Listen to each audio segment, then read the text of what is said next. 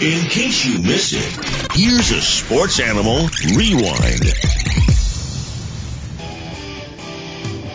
Let's talk college football. It's time for the Sports Page Summer of College Football, presented by Buddy Gregg RVs and Motorhomes, our daily preview of teams and conferences around the country for the upcoming college football season. Find Buddy Gregg RVs and Motorhomes on their Facebook page, their website at buddygregg.com, and follow them on Twitter at Buddy Gregg RVs. Now let's take a look at the Arkansas Razorbacks. To help us with that, we bring in friend of the show from the Arkansas Democrat-Gazette. You can find him on Twitter at Tom Murphy ADG. Tom Murphy joins us here on the show. Hey, Tom, Vince, and Evan. How you doing, Tom? I'm doing quite well, guys. Hope you're having a good summer. Well, hope you are too. We are. We appreciate it. You might have heard Brett Bielema there coming in from break, and he was talking about the schedule, and he's like, hey, everybody's got to play us too. He's brought an awful lot of confidence and some swag to Fayetteville. Talk about how that has impacted the program, the confidence he's come in from the get-go.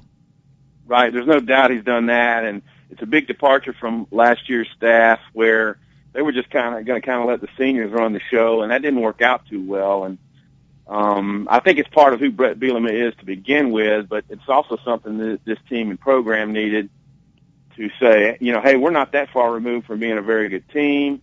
The recruiting cupboard was not entirely bare, even though they did not recruit very well defensively or on the offensive line.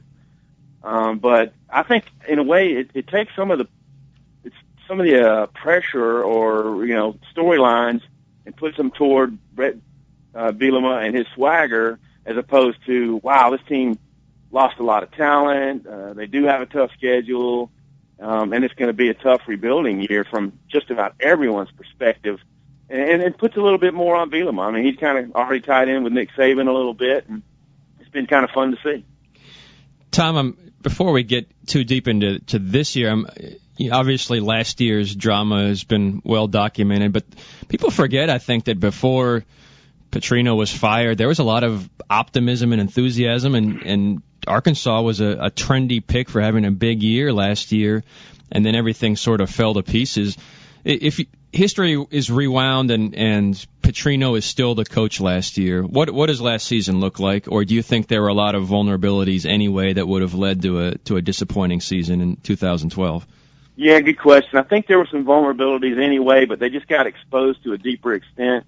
The injuries on defense can't be minimized, and they lost senior linebackers, Alonzo Highsmith and Tenarius Wright, who changed positions yet again, and it was just a difficult run on defense. The secondary was so young and exposed in the Monroe game, and they put Alonzo Highsmith as the spy on the ULM quarterback, Colton Browning, and it didn't work. I mean, he killed him.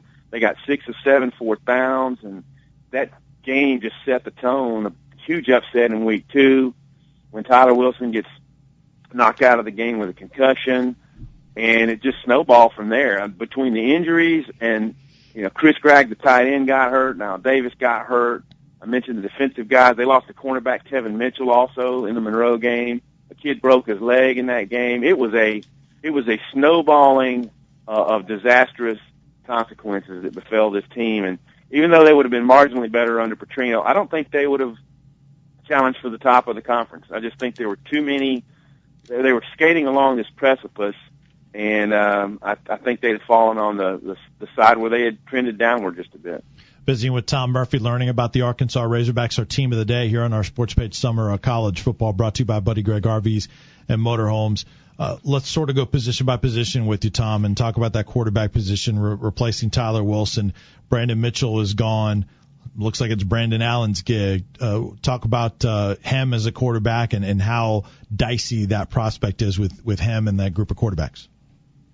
Yeah, I think Arkansas and Tennessee might be two of the only programs in the conference that aren't bringing back a returning starter, or a guy who took the majority of their snaps last year.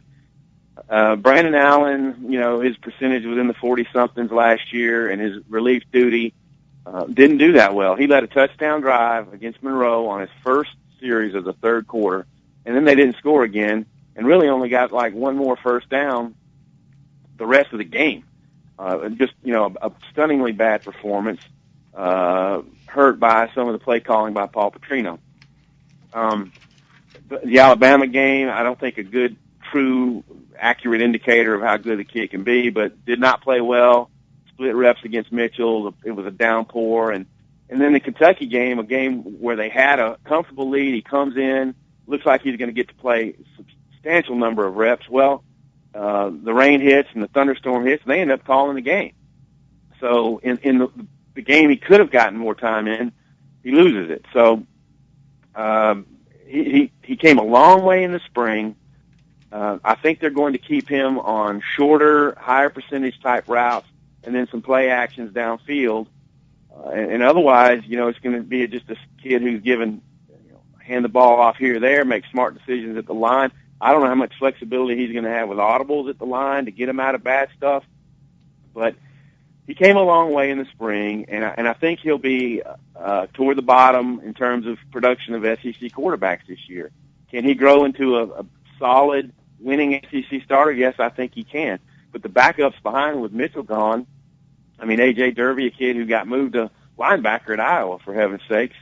And then the freshman coming in, his brother, Austin Allen, who people project to have a bit of a higher upside than Brandon. And then a kid named Damon Mitchell from New Jersey. So they're going to be very inexperienced at quarterback, and it makes very much sense that they try to become a running team that gets into third and shorts and just tries to shorten games and move the chains with first downs and long drives. Tom, a couple of young running backs that are going to be probably thrust into the spotlight, I guess, in Jonathan Williams, who's just in his second year, and then blue chip guy in Alex Collins. How much of a focus on that running game do you think we're going to see? And is that an issue with personnel, or do you think that's a philosophical shift that Bielema is going to bring in? Well, that's just who Brett Bielema is as an offense, and I think you'll see probably 60% run calls, if not a little bit more. Jonathan Williams, he's a quality kid, good kid. He showed well in some of his limited duty last year. Had a couple of catches out of the backfield that he turned into long touchdowns against Kentucky, both over 75 yards. So that was kind of his coming out game. But he runs a little bit upright. He's going to have to get that fixed a little bit. But I think he could be a quality SEC back, as I think Alex Collins will. That's going to be one of the kind of the cool things to watch this year, is how much they integrate him into what they do. He's a blue chipper who weighs about 210, and he cuts it. It's very close to full speed. I think they'll give him a chance. And then they got a couple of other guys that you might hear about, Cody Walker and Nate Holmes, but those are going to be your two big heavy hitters for Arkansas, and I think they will be a run-dominated team. And the question is, with the O-line, how much these guys can transform into a little bit more the philosophy changed. They're not going to be as pass block oriented. They're going to be drive blockers, and they've had to strengthen their lower bodies. And I don't know if the transition, is going to yield really quick results on being a power run game. Tom, one of the more fascinating pairings in this league going into this year, to me, is Brett Bielema with offensive coordinator Jim Chaney, who, of course, was here at Tennessee. How do you think that works? Because, as we know here, Jim Chaney loved the passing game. He always has. How do you think that works? Well, as Jim Chaney pointed out in the spring, it's going to work the way Brett Bielema wants it to work. And, they're going to still love the play action. And if they can establish a decent run game, I think the play action has a chance to be a good thing for them. And I read somewhere recently, they think Arkansas is going to pass a little bit more than what some people think this season. It's just something to keep an eye on. If they're not able to establish the run like they want, they might have to be more of a passing team. But I do think it's going to be a higher percentage. I don't think it's going to be quite the downhill mayhem that you saw out of Tennessee last year. Because, quite frankly, Brandon Allen's not Tyler Bray at this point. And then Sam Pittman, too, coming over from Tennessee. How much do you think he can improve the existing offensive line? Because there's still a lot to replace there. Well, he got a big raise even after he got hired here, because Alabama came sniffing around, and so he jetted up into the $500,000 range. Very well regarded here. The players love him. He's already a quick fan favorite. their recruiting class has 4 kids in it that will become mainstays. Everyone projects them to be outstanding, just the new cornerstone of what Arkansas offense is going to be, and it's Denver Kirkland and Dan Skipper, Reeve Kohler, and some of these kids, Tennessee had a chance to get before the transition. They're going to be outstanding offensive linemen, and Sam Pittman is just very highly regarded as an assistant, and I'm sure more teams will come calling in the future. Defensively, that was obviously not an area where necessarily Bobby Petrino was known for, and Bielema's coming from the Big Ten, which is, at least on paper, defensively oriented. I mean, are there going to be philosophical changes on that side of the ball, and how does Arkansas shape up this year? They'll still be a 4-3. I think they're going to try to simplify things a little bit more. That secondary that got beaten so badly last year just will be a year older, and I think a little bit better. I think they have a chance to rank as high on total defense as they do on total offense because their defensive front should be the strength of the team, and there's depth there. Guys like Byron Jones and Robert Thomas have started a lot of games, and their ends are both good too. In Chris Smith and Trey Flowers, and they have some depth. And then they got a bunch of guys at linebacker. None of them has really made a name for himself, but I think you're going to hear names like Jarrett Lake or Braylon Mitchell or some of the new guys, junior college transfer Martrell Spate or Fayetteville product Brooks Ellis. I think with Randy Shannon as the position coach and the good play they're going to get up front, that a couple of linebackers are going to really emerge into the SEC consciousness this year. Don't know who they're going to be yet, but I think they're going to be pretty good there. And like I say, defense has a chance to rank higher than offense in the national rankings for the first time in quite a while here. Tom Murphy from the Arkansas Democrat-Gazette joining us as we preview Arkansas in 2013. Tom, you mentioned a couple of the newcomers, including Alex Collins, Denver Kirkland, Reeve Kohler, Dan Skipper, some of those guys. Out of that group, other than maybe Collins, who seems like an obvious choice, any other newcomers that you think can have an impact immediately for Arkansas? There's a cornerback named Dean, who out of Texas, who they really liked it because there's a lack of depth at corner will have a chance. And as I mentioned earlier, Brooks Ellis, the linebacker, they really like him. So he's got a chance. If he can learn the plays and come in and be physical, he'll have a chance as a true freshman to make his name known. And other than that, I mean, I think it'll be difficult for those offensive linemen to come in and get starting jobs, but there is a chance. And besides that, I think you're talking about Collins. And then the tight end, Hunter Henry, who is one of the top tight end prospects in the country, he'll have a chance because there is a little bit of a lack of depth at tight end, especially the pass catcher types. So I would say those guys have the best chance. And talk about special teams. Oh gosh, they're losing Dylan Breeding, who developed into really one of the best punters in the league in the country the last couple of years. I think he ranked 7th and 6th in punting average. Their net punting really rose last year. They're going to miss him big time. The kicker, Zach Hawker, had a down year as a junior, but he's like their all-time scoring leader and has a chance to bounce back as a senior and really put his name deep into the record books. And he's a good one. His accuracy dropped a little bit last year, but he's got a big leg, and his accuracy had been pretty strong until last season. Returns, we don't know a whole lot about them. They didn't work on a great deal during the spring. They had a lot more other immediate needs. But I think you'll see some new faces as return guys now that Dennis Johnson is gone as the SEC's all-time kickoff return yardage leader. Tom, just perusing the preseason magazines and predictions, it really seems like most everybody thinks Arkansas will be pretty bad, and some think Arkansas will be very bad. And I'm wondering if there is kind of a best-case scenario where everything goes right, and what would that be? What needs to happen for them to exceed expectations, and what are the likelihoods that you think they can exceed these fairly low expectations going into this year? Right.